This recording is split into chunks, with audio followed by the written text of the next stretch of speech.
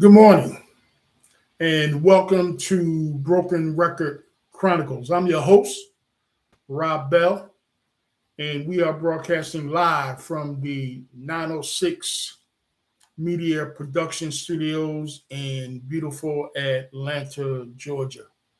I trust that everyone is in good spirits today and that we'll move into the Mother's Day weekend, making sure that we honor our mothers and take care of them in the fashion that they need to be taken care of.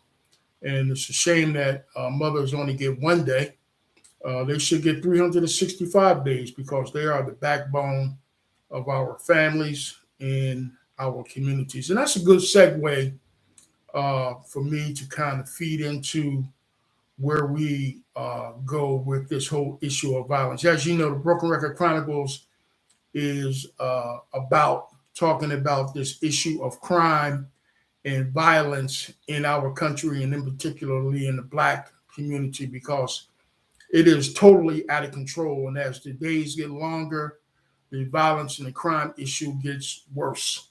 And it seems as if the authorities in this country want to law enforcement their way out of it. They want to monetize their way out of it. And they have not to this day come up with any viable solutions as to how we can reduce this issue of crime. And I always talk about the fact that with this generation that's currently in place now, it's almost impossible to stop them from continuing to commit the crimes that they are committing out in the streets. And we have to really take a huge step back and look at the younger generation and try to implant in their heads and develop attitudes or help them develop attitudes that crime and violence is not the way to go in our society, is not the way to go in our communities, and the way that we resolve issues with people is not through gun violence and not through hurting people. And so we have to make a massive and a huge step in making sure that that happens. One of the things that I talked about, I believe, in one of my videos last week was the fact that where are the parents of these young kids who are now committing these crimes out in the streets? These kids are 12, 13, and 14 years old. And on this doorstep of Mother's Day, I have to ask the question, and not to put a damper on Mother's Day, but where are the mothers of these children who are out here committing these crimes? I had a conversation with one of my colleagues just the other day, and we talked about the fact that when we were growing up, we certainly had adults in our lives that put us in a position to be forward and positive thinkers. I know at 13 years old, I wasn't thinking about carrying a handgun or committing a crime or going out there and being a part of any type of violence. But I digress because I talked about that already. Um, I need you as a public and as an audience in a community to help me come up with some solutions, or at least help me come up with some bullet points as to how we can ratchet down this violence. If you look at this live page, I have a live chat stream on the right hand side of the page. And if you have an opinion about what we can do about how to ratchet down this crime issue, please feel free to lend your ear or lend your fingers and type in what you think will be some viable solutions as to what we can do. It seems to me that my generation, the baby boomers, are in a serious or have a serious disconnect with the new millennials. The new millennials are so preoccupied with themselves and all of the things that they want to do in terms of being involved in microwave relationships. And I don't mean personal relationships. I'm talking about microwave relationships with just about anything that they do. They want it instantly. And they want money, they want fame, they want fortune. And this whole issue of dealing with the social ills in our communities is second nature to them. They don't really look at that as a big deal. And again, as long as it doesn't affect their ability to move forward and do the things that they want to do. They could care less. But I got to tell you, it's these young people in the new millennium that's going to help resolve this issue of crime, because as much as you got a huge handful of young people who really could care less, you do have a faction of young people out there that have the wherewithal to try to help resolve this issue of crime. You can't tell me that with all of the colleges that we have in our country, and all of the black colleges that we have that are seemingly making a resurgence in society today, that none of those students are taking or making an effort to try to come up with some strategies as to how we can resolve these issues. Back in my day, it was about apartheid and about helping South Africa get rid of racism. And today, racism is prevalent in our country. We all know that. But the bigger issue is crime and violence in our communities. I read something that 27% of this issue of crime is the number that we are experiencing today in our community. 83% of people in the black community are being victims of crime. Uh, and a good percentage of those victims, I'm sorry, a good percentage of those perpetrators are up there as well. So we got a large number of perpetrators who are African American, and then we have a large number of victims who are African Americans. And people always say, well, why are black people killing black people? Well, who else are we going to commit crime against? Because people of other colors don't live in our communities, and we certainly are not going outside of our communities to commit any crimes. We do, but very rarely do we do that, because as human beings, we like to stay in our comfort zone. And so a lot of what we do is about being comfortable and about being in our own communities. And we are our own worst enemy. And I say it all the time because, we really live in a vacuum, and we refuse to be realistic about the things that are occurring in our community with regards to teenage pregnancy, with regards to our parents, with regards to the lack of support that we give one another, with regards to the economics in our communities.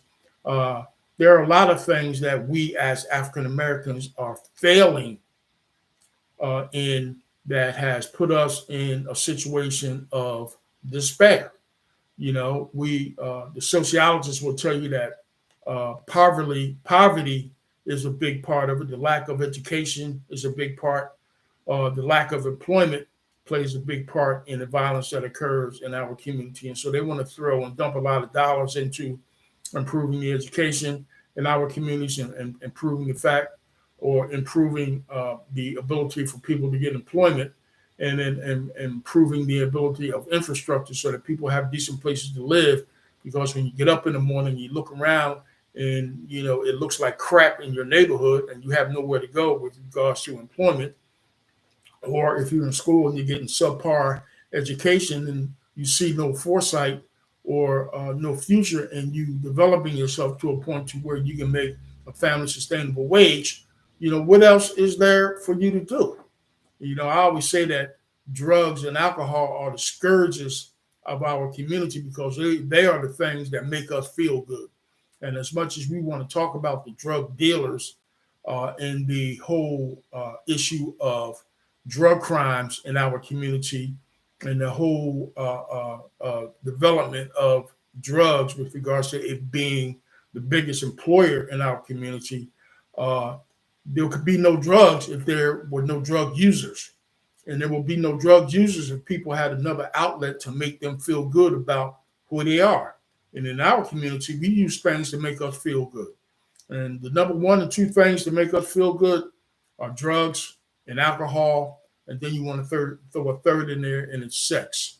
And so we're using drugs, we're using alcohol, and we're procreating in our community, which makes our situation that much more exasperating when it comes to uh, what happens in our community. And we celebrate that. We celebrate the fact that there are no serious unions that are being developed in our community in terms of people getting married.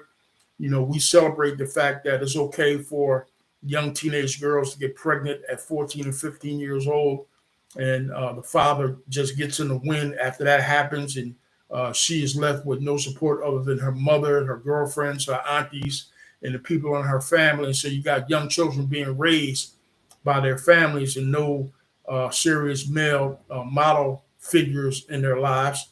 We celebrate that.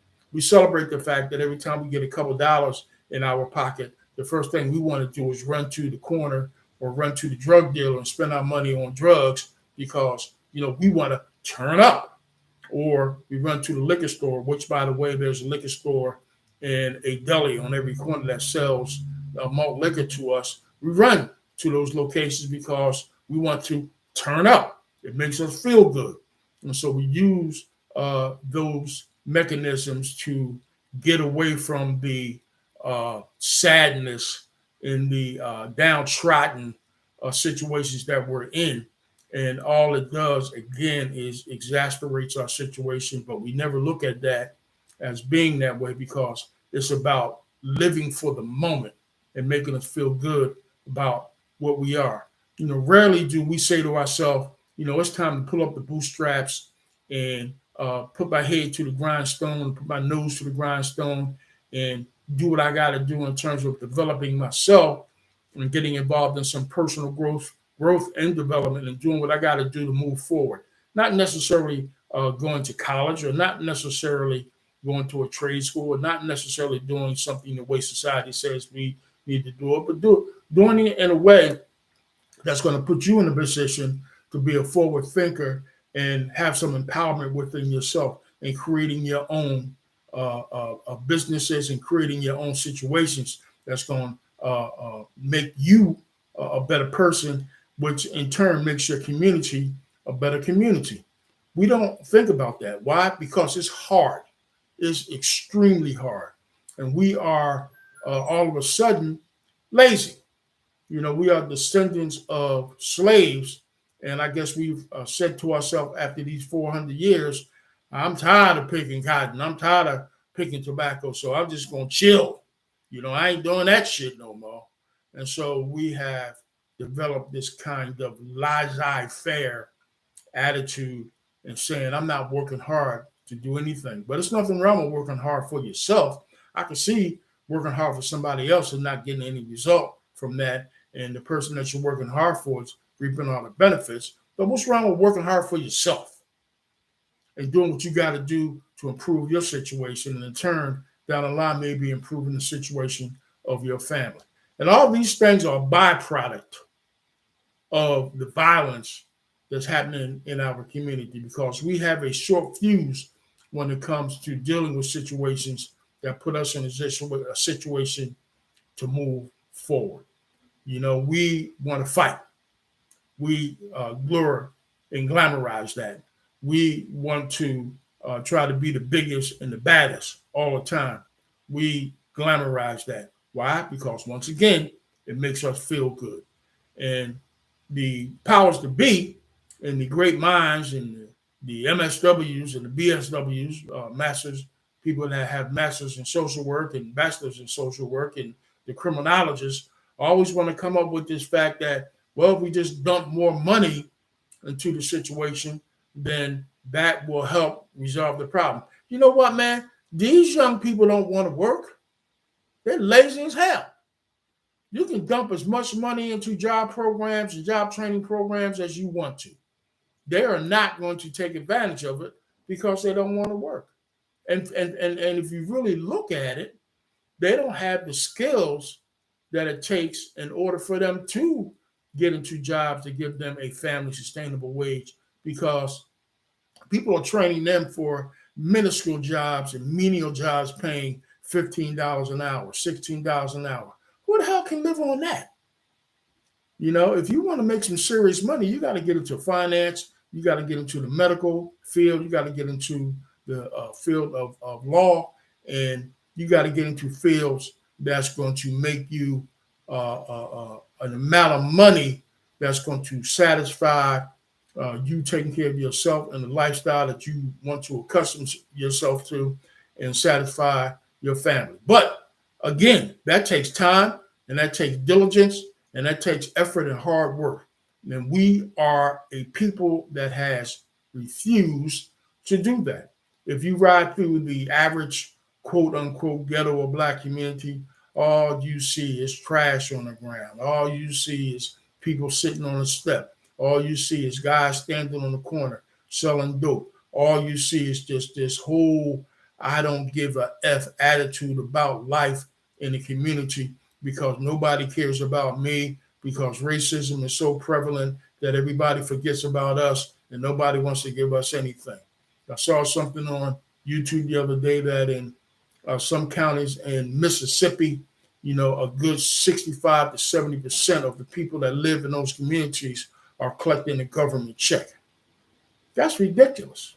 One of the poorest states in the United States, but yet and still, we send $83 billion over to the Ukraine for their refugees that are trying to get out of the country. And again, not saying that if we invested that kind of money in our people, and when I say our people, I mean black people, that it would improve our situation. It might, but it's a two-folded situation. You can't expect people to throw money at you to improve your situation, but at the same time, you don't want to take any personal responsibility to improve your situation. So we're at a quagmire here.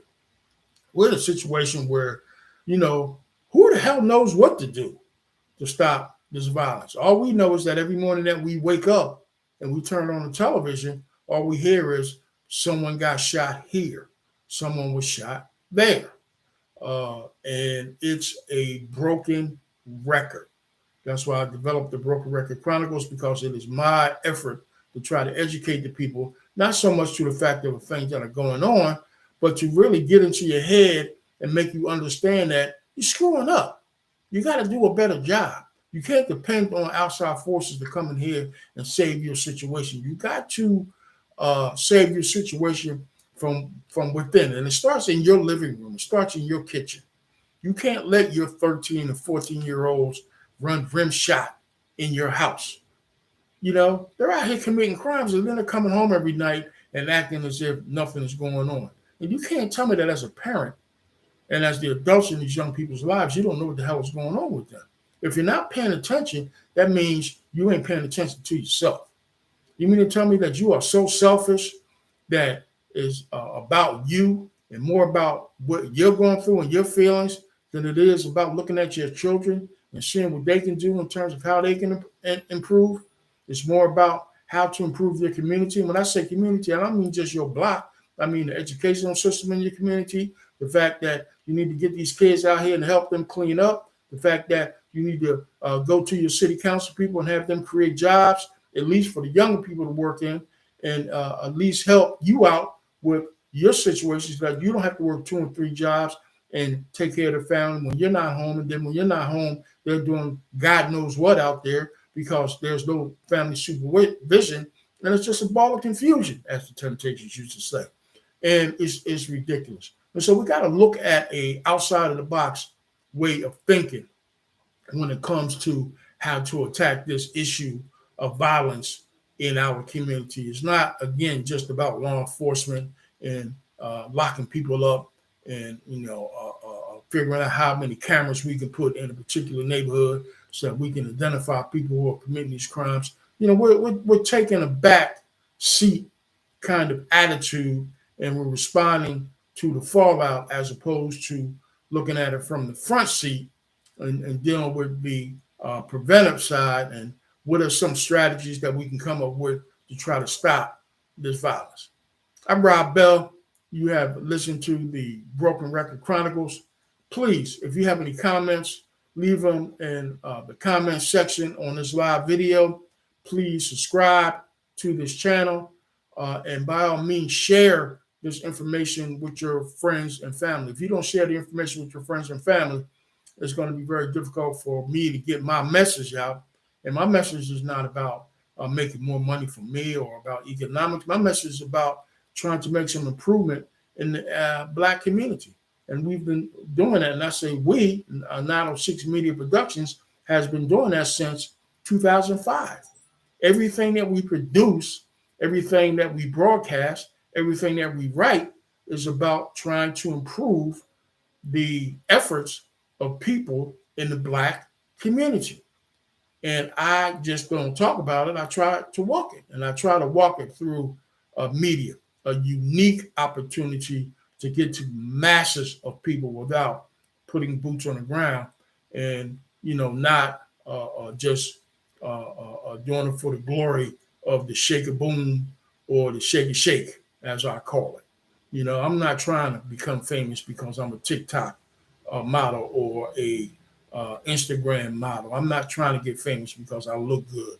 I'm not trying to get famous because I have a dynamic body.